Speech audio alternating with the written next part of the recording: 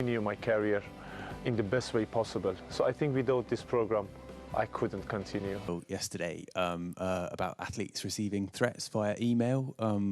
Wondered whether we, needless to say, have a huge amount of safeguards in place, both ourselves, our partners, and obviously Paris 2024. I obviously wouldn't go into what those were, even if I could explain what they were, which I can't, but I can tell you that we have been assured by our people and by our partners and by Paris 24 that we are very, very prepared.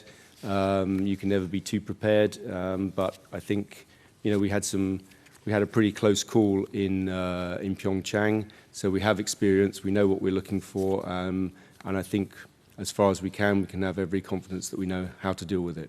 Cause a sort of fairly significant impact on the IOC in 2024 systems.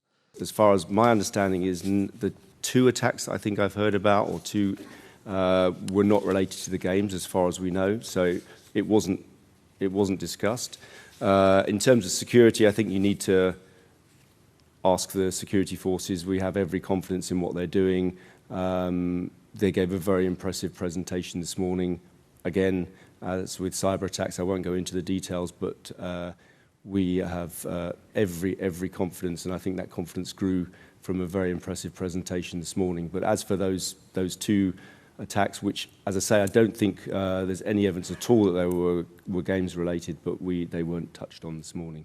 Whether you have watched the opening ceremony rehearsal, and what is your comment on this opening ceremony? And threats happen to athletes on a regular basis. We do understand, obviously, the Israeli athletes are receiving more. There are a number of safeguarding practices that we put in place straight away, together with the NOC, to make sure that those are dealt with. But it is a common occurrence, and in some delegations, obviously, it's more than others.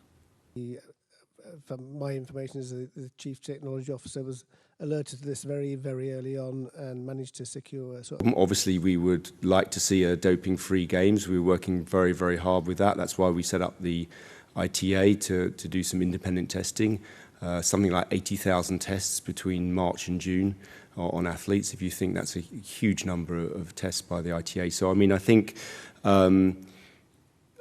yeah, I think everyone is entitled to be rehabilitated if they've served their time. Sur Paris, il y a eu quelques attaques récemment, des attaques individuelles. Est-ce que vous en avez parlé ce matin? We have our own safeguarding as well. I believe the offence was 10 years ago, which is not to excuse it in any way whatsoever, but there is some pretty heavy-duty safeguarding going on. I also believe that the athlete is not staying in the village. But I think to get more detail, you should contact the Dutch NOC on that one.